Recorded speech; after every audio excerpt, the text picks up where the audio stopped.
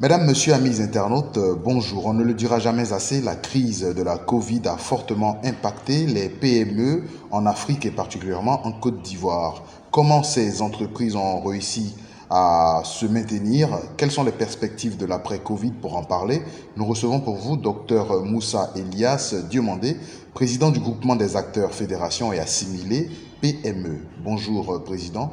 Bonjour. Encore une fois, est-ce que vous pouvez nous présenter donc votre groupement?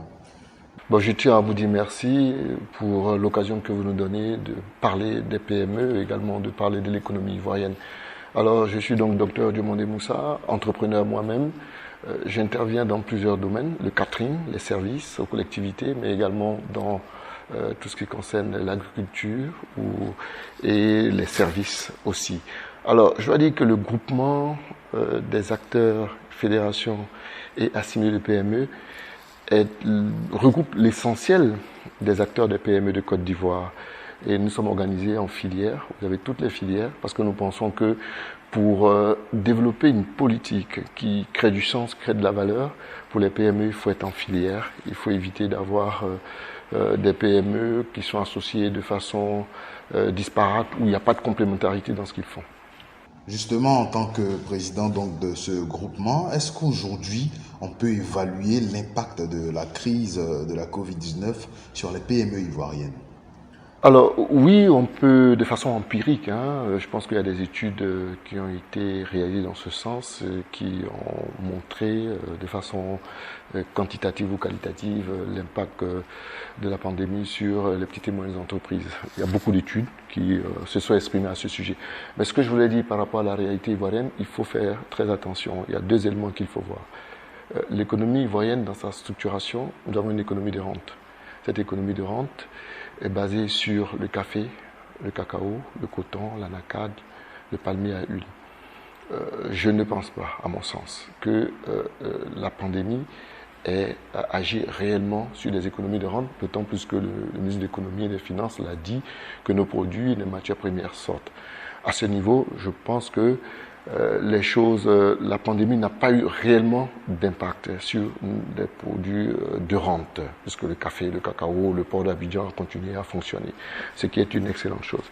Alors, le deuxième élément, vous avez des acteurs, des petites et moyennes entreprises qui sont pour la plupart des sous-traitants en réalité.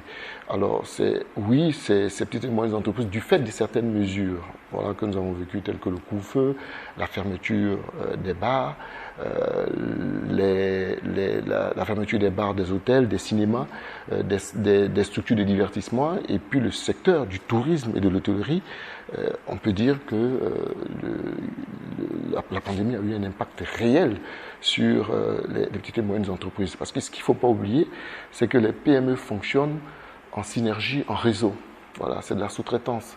D'un côté, vous avez celui qui a un hôtel, mais en plus, il travaille avec une PME qui lui fournit des assiettes, qui lui fournit des couverts, qui lui fournit des draps, qui fait les uniformes. Vous voyez.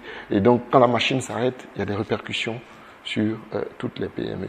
Alors, je voulais dire que oui, la pandémie a eu un impact sur les petites et moyennes entreprises en Côte d'Ivoire et partout dans le monde. Voilà. Pour aider donc ces petites et moyennes entreprises à redécoller, le gouvernement avait annoncé un soutien donc, à ces PME. Dans la pratique, comment cela se passe sur le terrain? Alors, le gouvernement, nous sommes montés au créneau aux premières heures de la pandémie pour aider, accompagner le gouvernement, parce que personne au départ n'a été préparé à cette imprévisibilité. Donc il fallait trouver des solutions ensemble. Nous avons dit qu'il fallait, dans un premier temps, maintenir les emplois, maintenir l'outil de production, c'est-à-dire tout ce qui est l'industrie manufacturière et autres, mais aussi penser à la relance. Parce que lorsque vous avez une crise comme celle que nous avons connue, qui est une crise sanitaire, donc qui touche le capital le plus précieux de l'entreprise, c'est-à-dire les ressources, le capital humain, c'est clair qu'il faut voir dans quelle mesure on maintient les emplois, on maintient l'outil de production, mais également on relance l'activité. Et c'est les éléments importants. Alors, à la suite des échanges que nous avons eus avec le gouvernement et autres, Le gouvernement a pris des décisions pour adopter, arrêter une batterie de mesures pour permettre à l'économie ivoirienne, je veux dire, pas le côté rente, mais le côté business as usual, c'est-à-dire les services, la manufacture et autres, a pris des mesures pour accompagner ces mesures. On peut retenir entre autres l'aide financière. Voilà. C'est-à-dire le gouvernement a décidé d'apporter un appui financier aux petites et moyennes entreprises, donc la mise en place de fonds. Alors il y a deux types de fonds. Vous avez le fonds de soutien aux PME, vous avez le fonds de garantie, et donc qui ont été fléchés, alimentés pour permettre aux PME, selon des critères bien précis, de pouvoir faire face, je veux dire, d'amortir le choc lié à la pandémie, leur permettre de garder leur emploi, les emplois, leur permettre aussi de faire tourner leurs outils de production, et voilà. Donc je dois dire que un comité a été mis en place, des décrets ont été, vous avez le décret d'avril, 8 avril 2020, qui est venu expliquer comment le fonds dédié aux PME devait s'organiser, ou même les fonds, parce que vous avez le fonds pour le secteur de l'informel, vous avez le fonds pour les grandes entreprises. Donc tous ces éléments, il y a un décret qui est venu clarifier le fonctionnement de tous ces éléments, et vous avez maintenant un arrêté qui explicite ce qui doit être fait. Concrètement, est-ce que les entreprises, les petites et moyennes entreprises ont commencé donc à bénéficier de ces fonds? Alors, le bilan, il est mitigé. Pour nous, le bilan, il n'est pas bon. Il n'est pas bon dans ce sens que nous n'avons pas plus de 100 PME qui, selon les informations que nous avons reçues et selon le ministre de l'Économie et des Finances, et lors des questions devant le Sénat, a dit qu'il y avait moins de 70 PME qui avaient pu bénéficier de ces fonds. Sur un total de... Sur un total de plus de 400 000 PME, je dois dire. Voilà, secteur formel, secteur informel compris, il y a un véritable souci. Mais le ministre de l'Économie évoque justement l'incapacité des PME à remplir les critères pour bénéficier donc de ces fonds. À mon avis, il ne faut pas poser le problème en termes d'incapacité. Il faut partir d'un point. Le point, c'est que les PME, avant la crise, avaient des difficultés. Ces difficultés, on peut citer entre autres la problématique du marché, la commande, que ce soit la commande privée, que ce soit la commande publique. Les PME se sont toujours plaints pour dire nous n'avons pas assez de commandes. Voilà. Ajoutez à cela la problématique du financement. Voilà, il faut de l'argent pour travailler. Parce que les banques accompagnent très peu les PME, soit disant que les PME n'ont pas de business plan, mais on ne travaille pas avec un business plan, on travaille avec des modèles économiques. Voilà. Vous prenez des grosses entreprises américaines comme que nous avons vu les GAFA par le passé, elles n'ont pas eu de modèle de business plan, mais elles ont eu des business models qui ont viralisé, qui ont permis de révolutionner, de changer les choses. Et c'est que maintenant que ces entreprises produisent de l'argent, permettent à travers des licences, à travers des brevets, c'est tout ce qu'il faut comprendre lorsque on parle. Alors pour moi, donc il y a ce problème lié au fait que avant la crise, les PME avaient des difficultés, comme je l'ai dit au départ, c'est le point de départ, problème de commande, de carnet de commande, également problème de financement. Vous avez les problèmes de fiscalité, bien entendu, de taxation de la richesse qui n'est pas encore produite, ou même quand elle est produite, on la taxe. Mais comment on la taxe? Pourquoi on la taxe? Pour faire quoi? Donc il y a toutes ces problématiques. Et cette taxation est adaptée aux réalités des PME. Et vous avez la montée en gamme, en puissance, qui sont des problèmes que les PME avaient. Docteur Diomando, ici vous parlez des problèmes que rencontrent les PME en Côte d'Ivoire. Mais la question était de savoir pourquoi le ministre dit justement que les PME ne remplissent pas les critères. De quels critères s'agit-il? Voilà, le ministre, j'en viens, parce que vous savez, il faut comprendre, je vous comprends, mais bon, moi je suis dans l'écosystème des PME depuis plus de 30 ans. Je sais que le problème ne se limite pas à un problème de fiscalité. Pour les critères qui ont été élaborés, il s'agissait de dire que les PME doivent fournir une attestation de régularité fiscale sur l'exercice 2019, que les PME doivent être à jour de leur cotisation CNPS et qu'elles doivent fournir des bilans et autres. Mais nous disons que le problème n'est pas un problème de bilan, n'est pas un problème de CNPS, n'est pas un problème de taxation. Vous reconnaissez que certaines PME ne sont pas... Même des grandes entreprises. Même des grandes entreprises sont pas... Où est le problème? Le fait de ne pas être à jour de au niveau de la fiscalité, quel est le problème? Mais vous l'avez payé. Et puis, qu'est-ce qui fait qu'on n'est pas à jour? Il faut que vous compreniez la logique. Que pour construire un paiement, le paiement des impôts ou des taxes, il faut avoir un chiffre d'affaires, il faut avoir un marché. Il faut faire tourner la machine. Quand vous faites tourner la machine, c'est à partir de là que vous payez ces impôts. Mais si vous n'avez pas de commande, si vous n'avez pas de financement, comment vous payez ces impôts dont on vous parle? Mais je pense qu'il ne faut pas focaliser le problème sur la problématique de est-ce qu'on est à jour. Non, ce n'est pas le débat. Le débat, c'est comment nous faisons pour que cette PME... Justement, en tant que président donc, des acteurs fédération et assimilés PME, quelle piste de solution vous proposez au gouvernement? Puisque là, c'est un dialogue de sourds, les entreprises ne remplissent pas les conditions, les fonds sont disponibles selon le gouvernement. Quelle solution pouvons-nous proposer? Non, je dois dire qu'il n'y a pas de dialogue de sourds. Nous discutons chaque jour avec les autorités. Il n'y a pas plus tard que...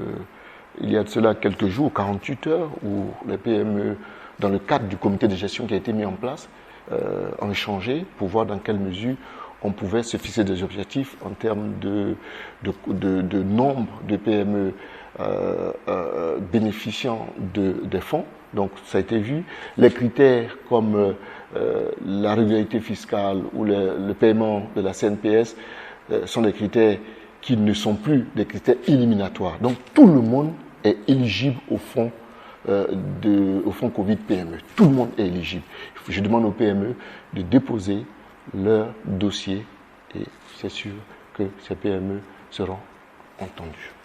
Alors, une fois que ces PME bénéficieront de ce fonds, il faut bien évidemment relancer le secteur des petites et moyennes entreprises en Côte d'Ivoire. Selon vous, en tant que président, qu'est-ce qu'il faut faire aujourd'hui pour que les entreprises soient beaucoup plus dynamiques? Je pense qu'il faut être ambitieux. Il faut avoir du leadership. Aujourd'hui, la Côte d'Ivoire doit se poser de vraies questions. Oui. L'approche bureaucratique que nous observons aujourd'hui à tous les niveaux du gouvernement, de l'administration, n'est pas la meilleure. Il faut une approche exploratoire, une approche qui nous permette d'aller plus loin, d'aller à la conquête de nouveaux marchés. Il faut que nous nous organisons. À travers ce fonds, quels sont les marchés que nous allons capter en Côte d'Ivoire, dans la sous-région? Vous donnez de l'argent à quelqu'un, mais il faut un marché. Sinon, il va prendre cet argent pour gérer ce qu'on appelle les stationneries. Donc, il faut penser à la conquête de nouveaux marchés. Il faut être ambitieux, il faut avoir du leadership. La Côte d'Ivoire doit se positionner. Où sont nos concurrents? Qui, aujourd'hui, peut jouer, peut nous battre? Et sur quel secteur d'activité? C'est ce qu'il faut comprendre. Les Ivoiriens ont l'avantage d'être très bien formés, d'avoir une bonne connaissance des problématiques économiques, mais ça ne suffit pas. Il faut aller plus loin. Vous voyez, nos amis du Nigeria sont partout, ils viennent prendre des marchés. C'est ça la réalité. Le marché ivoirien, les marchés sont ouverts. Donc aujourd'hui, avec ce financement, nous devons être capables de travailler localement, mais permettre à ces PME-là aussi de sortir. Et pour sortir, il y a tout un mécanisme pour mettre en place. C'est pour ça que nous avons dit que le fonds ne devait pas être simplement une distribution per capita, mais le fonds devait résoudre des problèmes. Et ces problèmes, c'est quoi? C'est l'import, c'est l'export. Ces problèmes, c'est quoi? C'est l'assurance, perte d'exploitation. Ces problèmes, c'est quoi? C'est l'assurance pour votre marchandise que vous faites sortir. C'est la possibilité à ces PME de sortir, d'aller à la conquête de certains marchés et du soutien. Et moi, j'en profite de votre antenne pour dire que la Côte d'Ivoire, on soutient plus les entreprises étrangères que nous, nos entreprises. Et cela est dommageable pour l'économie. Parce que qui protège notre économie? Si vous faites travailler exclusivement, soit disant que les entreprises ivoiriennes ou les PME n'ont pas les compétences, mais aidez-les à monter en compétences, aidez-les à monter en gamme. C'est la conception de nouveaux produits. Vous savez, nous sommes dans une économie où tout est viral, tout passe très vite. Donc, à partir de ce moment, la montée en gamme, la montée en compétences, être capable d'être sur des marchés avec des produits innovants. Le monde est ouvert, le monde est en compétition. Donc les Ivoiriens ne doivent pas continuer, surtout nos autorités, comme je l'ai dit, il faut sortir de l'approche bureaucratique où on prend des décrets, on prend des arrêtés, on pense que ça suffit. Mais ça ne suffit pas. Vous voyez, il faut aller plus loin. Comme je l'ai dit, nos concurrents, c'est le Nigeria, c'est l'Afrique du Sud. C'est qui encore? C'est le Sénégal, c'est le Ghana. Mais c'est la Mauritanie. C'est ce qu'il faut comprendre. Donc, ils sont hyper organisés. C'est pour ça que nous sommes pour le groupement des PME. À partir de ces groupements, vous avez des filières. Ces filières vont être performantes dans leur domaine d'activité. Nous pouvons les évaluer. Nous pouvons voir qu'est-ce qui ne va pas. Quelles sont les ressources. Comment ils montent en compétences. Oui, c'est des éléments très importants. La Côte d'Ivoire, il y a la transition numérique. Vous avez la transition écologique. Tous ces éléments, qu'est-ce qu'on en fait? Il faut bien des PME qui réfléchissent à cela, dans des filières, dans des organisations, et au niveau du groupement, des acteurs, les fédérations et assimilés de Côte d'Ivoire. Nous pensons à cela. Nous nous projetons. Et après, il y a la problématique du marketing. Comment on vend? Comment nos produits se positionnent hors de la Côte d'Ivoire? Oui. Et après, il y a la relève. Les jeunes entrepreneurs qui viennent, il faut les encadrer. Il faut les encourager à l'entrepreneuriat. Ouais. Alors, Monsieur le Président, vous avez évoqué le fait que les entreprises ivoiriennes doivent conquérir de nouveaux marchés dans la sous-région et ailleurs dans le monde. On constate qu'il y a des entreprises africaines ou européennes qui exercent ici. Est-ce que cette réciprocité-là existe vraiment? Vous savez, il y a deux éléments. Au niveau des textes, tout est clair. Ça veut dire qu'au niveau de la CEDEAO, on peut faire des affaires un peu partout au niveau de la CEDEAO. Mais la réalité, c'est que les autres sont organisés en cartel. Ils protègent leur marché. Vous prenez de la banane ici, pour faire rentrer la banane au Mali, mais vous ne pouvez pas. Vous êtes obligé de donner la banane à des opérateurs maliens pour pouvoir vendre sur le marché malien. Pareil pour la Mauritanie. Pareil au Sénégal. Je le dis parce que j'en viens, j'étais là-bas, je connais. Donc, en termes de réciprocité, il faut dire que les autres protègent leur économie. Vraiment, au vrai sens du terme. Et ici, en Côte d'Ivoire, nous faisons la part belle, nous leur permettons de construire nos aéroports, de construire nos routes, et soi-disant que nous ne sommes pas encore en position pour le faire. Et je pense que cette façon de faire doit changer immédiatement, parce que les Ivoiriens deviennent de plus en plus pauvres. Et cela est extrêmement important de le dire. Le chômage augmente de plus en plus. Donc, si nous voulons que notre économie puisse absorber, parce que quand une économie produit du chômage, c'est qu'elle n'est pas performante. Si une économie, parce que c'est le rejet, le chômage de l'économie, c'est des effets néfastes de l'économie. Donc pour nous, la réciprocité, il ne faut pas avoir de complexe à poser les vrais problèmes. À un moment donné, dire voilà ce qu'il faut faire. Et à partir de ce moment, nous pouvons, voilà, vous voyez, prenez les pays, nos amis, ils sont organisés à tous les niveaux, ils protègent leur économie, ils se disent c'est notre marché, vous arrivez, vous ne pouvez pas. Vous pouvez aller acheter du poisson en Mauritanie, mais dire que vous allez aller contrôler l'économie mauritanienne, le poisson, il ne faut pas le faire. Et c'est cet esprit que nous devons avoir, sans complexe. Sans complexe. On peut faire des joint ventures, c'est-à-dire s'associer, ça c'est parfait, parce que là on apprend. Il faut avoir des transferts de compétences avec ceux qui sont meilleurs que nous dans des domaines bien précis. Et à partir de ce moment, nous montons en gamme. Parce que quand vous prenez la transition écologique, nous n'avons pas encore tous les outils pour résoudre les problèmes de transition économique. La transformation des polymères, des polyéthylènes, on sait le faire un peu, mais à un certain niveau. On sort des granules, mais après on va où? Qu'est-ce qu'on en fait? Au niveau de l'oxydation et tout ça. Voilà. Donc, je pense que la réciprocité, sur papier, tout est clair, mais les Ivoiriens ne sont pas les bienvenus partout.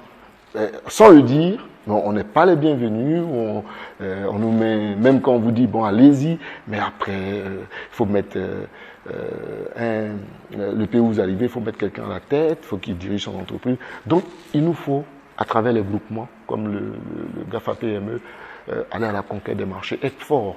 Voilà, prendre des marchés, être fort. Nous avons parlé de l'impact de la crise de la Covid sur les PME.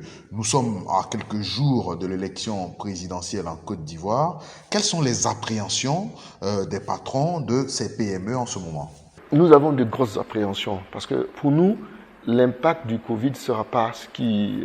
la Covid, ou le Covid comme on peut imaginer, n'aura pas assez d'impact.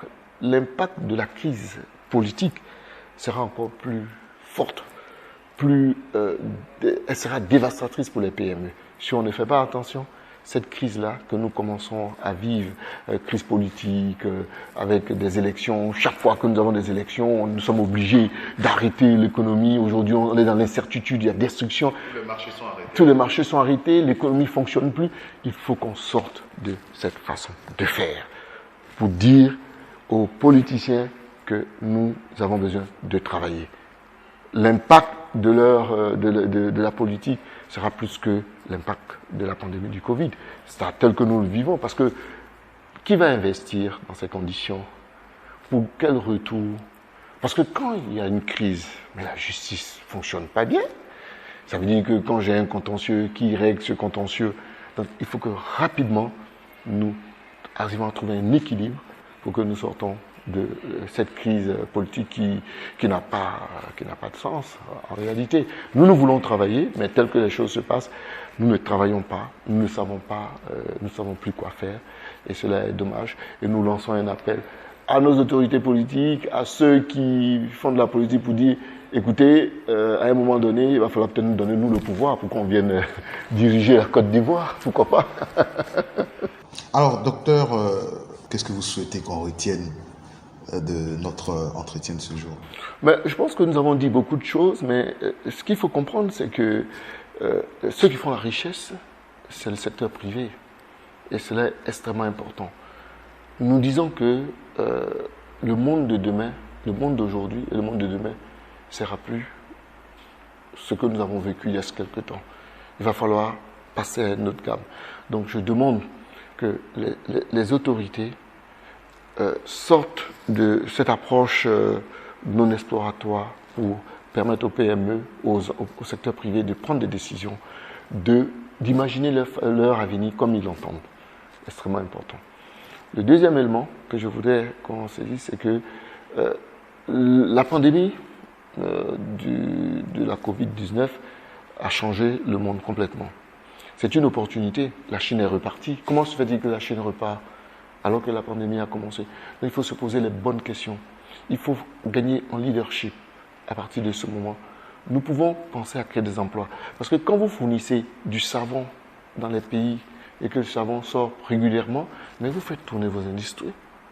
Vous faites tourner, emploi, la machine tourne et tout ce qui va avec. Et la Côte d'Ivoire doit prendre des parts de marché. Oui, ce n'est pas le gâteau simplement. Nous, tout le monde vient, on prend les parts de marché et nous, on ne prend pas de parts de marché. Il faut qu'on arrive à prendre des parts de marché et puis enfin qu'on relance, qu'on pense ensemble. Je ne demande pas au gouvernement de mettre en place un plan de relance, mais ensemble, réfléchissons à un vrai plan de relance qui sort des cadrages macroéconomiques, qui sort, je veux dire, de plan de développement, ça reste macro tout ça. Il faut venir à la micro et à partir de ce moment, nous pouvons définir un plan et voir qui fait quoi dans le plan, quels sont les moyens que nous avons. On me dira que, mais on a fait des plans, il y a eu le plan Phoenix, mais où sont ces plans? Pourquoi ça n'a pas marché? Il faut se poser de bonnes questions. Nous avons mis en place le fonds de l'innovation pour la Côte d'Ivoire, pour aider les startups. J'en étais l'initiateur, mais où sont tous ces plans? Près de 150 milliards passés au Conseil des ministres. Il ne faut pas que tout ce que nous faisons, à un moment donné, reste laisse morte.